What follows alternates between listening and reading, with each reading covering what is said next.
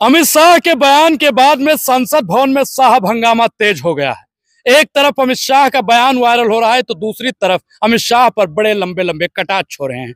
राम का नाम लीजिए और तर जाइए, आपकी 7 पीढ़ियां तर जाएंगी। हमारे साथ में अरुण मलिक जी हैं, कट्टावर नेता हैं, विमुख होकर और निडर होकर सत्ता पक्ष की आंख में आंख डालकर बोलते हैं।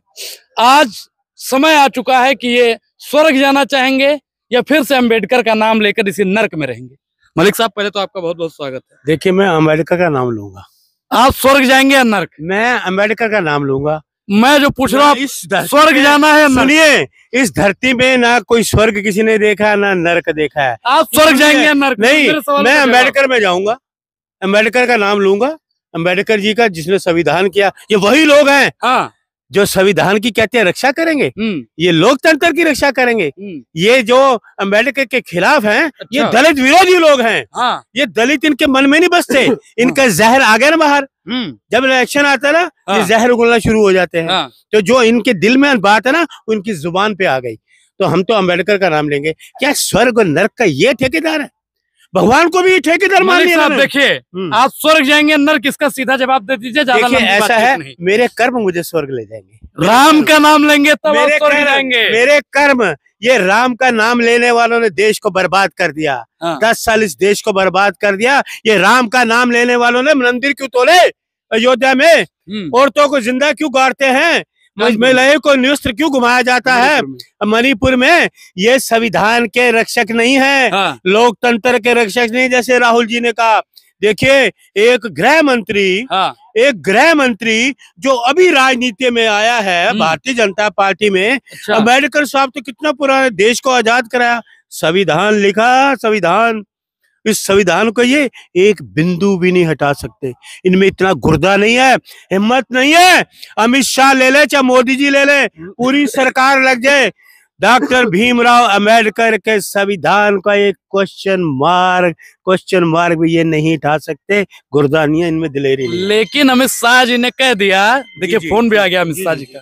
अमित शाह का अमित शाह जी ने कहा कि जब तक आप राम का नाम नहीं लेंगे तब तक आप स्वर्ग जाने वाले नहीं हैं। सिर्फ और सिर्फ राहुल गांधी या पूरी विपक्ष, सुन लीजिए, अंबेडकर साहब के नाम पर चेहरा चमका। अमित शाह की जी ना तो मैं भाषण सुनता हूँ, ना मैं इनकी बात को मानता हूँ, ना बीजेपी की बात को मानता हूँ, ना आरएसएस की बात को मानता हूँ। मैं कांग्रेस की बात मानूंगा।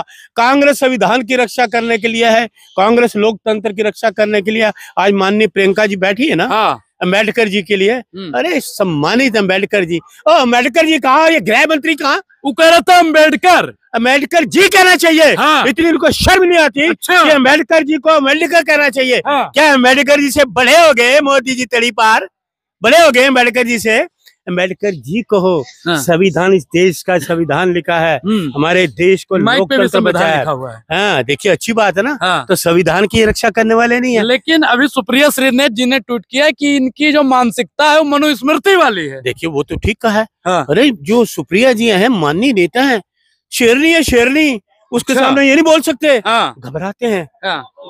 सुप्रिया जी के सामने, पवन खेड़ा जी के सामने, हमारे दूसरे कांग्रेस के बड़े, उनके सामने घबराते हैं, डरते हैं। तो अब अमित शाह जी माफी मांगेंगे या नहीं मांगेंगे? माफी देश से भी मांगनी चाहिए, संसद में भी मांगनी चाहिए। लेकिन कह रहे हैं कि हमने गलत ही क्या बोला है। देखिए, ये माफी वीर है, माफी तो मांगनी पड़ेगी। इनको कोई शर्म थोड़ी है। ये तो संस्था ही वही है माफी वीरों की।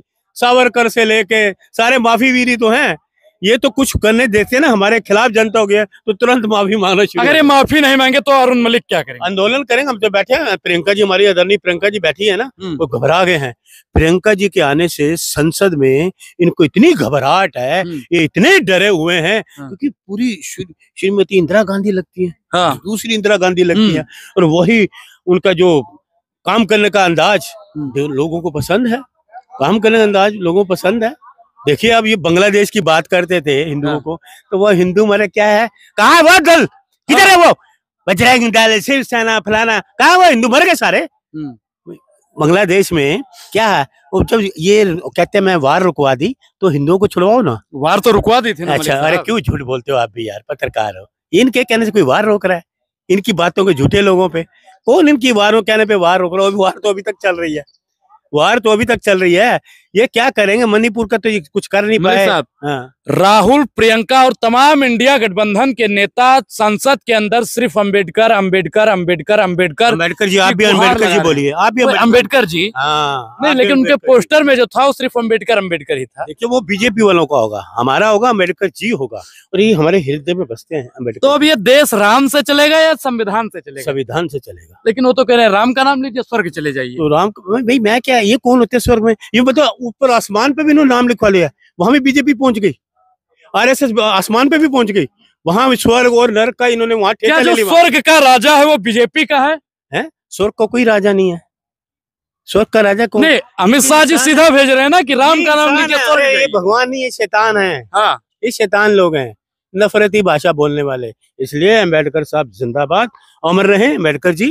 अम्बेडकर जी के संविधान को, ये एक छोटा सा बिंदु है ना, बिंदु, छोटा सा बिंदु, अच्छा, वो भी नहीं हटा सकते। प्रियंका गांधी जिंदाबाद, राहुल गांधी जिंदाबाद, खड़गे साहब जिंदाबाद, ओपोजिशन, पूरी ओपोजिशन जिंदाबाद। मलिक साहब जी, अमित शाह जी अगर माफी मांगेंगे या नहीं मांगेंगे आप? मैं तो जानता नहीं, अगर वो ऐसे काम करते तो शरारत वाले काम करे क्यों, करते क्यों है? तो राहुल गांधी कब तक अंबेडकर साहब के नाम पर चेहरा चमकाते जब रहेंगे? तक हमारी जिंदगी हम चमकाएंगे। राहुल गांधी अब हमारे अम्बेडकर जी हैं। हाँ। इस देश के इन्होंने आजादी दी भाई, संविधान लिखा, हमारे दिलों में बसते हैं। हाँ। पूरी जिंदगी है संविधान, जब तक लोकसभा है संविधान में अम्बेडकर जी का नाम सुनहरे अक्षरों में रहेगा, कोई माई का लाल नहीं हटा सकता। लेकिन उन्होंने गलत ही क्या बोल दिया? आप राम का नाम लेंगे तब ना स्वर्ग जाएंगे। आप क्यों बार बार एक बात बोलते हो? आप उनके पिट्ठू हो? एक भगवान है, टैटू एक करो। इंसान है। सुनिए, राम भगवान है, अंबेडकर जी इंसान है। देखिए सुन लीजिए, अम्बेडकर जी भी भगवान को मानते थे ना, सभी को मानते हैं। ये किसी को नहीं मानते ना, ये किसी को, भगवान राम को मानते हैं। किसको मानते हैं बताइए? जब जब चुनाव आते हैं उनके अलग अलग भगवान है। ये तो धरती में भी भगवान ढूंढ रहे हैं। हाँ। अब आसमान पे नरक स्वर्ग की बात आप कर रहे हो। नहीं, उन्होंने कहा ना कि राम का नाम लीजिए स्वर्ग चले जाइए। उनको को आपने कितना नाम लिया, कितनी बार? इतना नाम राहुल गांधी जितना संविधान और बाबा साहब का नाम लेते हैं, उतना नाम अगर राम का लेते तो स्वर्ग चले जाते। देखिए अम्बेडकर जी का नाम लेंगे देश तर जाएगा। हाँ, देश तरेगा। अम्बेडकर लेकिन जी वो का तो कहते हैं राम कहने अरे से तर सुनिए, जाएगा। अम्बेडकर जी का नाम रहेगा, पूरी दुनिया में संविधान चलता है। इनको पता है हमारा तख्ता जो है पलटने वाला। तो लास्ट में आप अमित शाह जी को क्या अल्टीमेटम देना चाहेंगे? मैं कौन हूँ? तो मैं तो कांग्रेस का कार्यकर्ता हूँ। इसको माफी मांगनी चाहिए इनको पूरे देश से। हाँ। पूरे देश से। और अम्बेडकर जी की तस्वीर को सामने रख के ना, हाथ जोड़ के, कान पकड़ के अम्बेडकर जी से भी माफी मांगनी चाहिए। मुझे स्वर्गीय अम्बेडकर साहब माफ करना, मेरे से भूल हो गई। इसलिए इंडिया गठबंधन, राहुल गांधी, प्रियंका गांधी, खड़गे साहब, ओपोजिशन जिंदाबाद। धन्यवाद। तो अब क्या अमित शाह जी सदन के अंदर या सार्वजनिक आकर माफी मांगेंगे या नहीं, ये जानना साहब बहुत ही दिलचस्प होगा। बहुत बहुत धन्यवाद।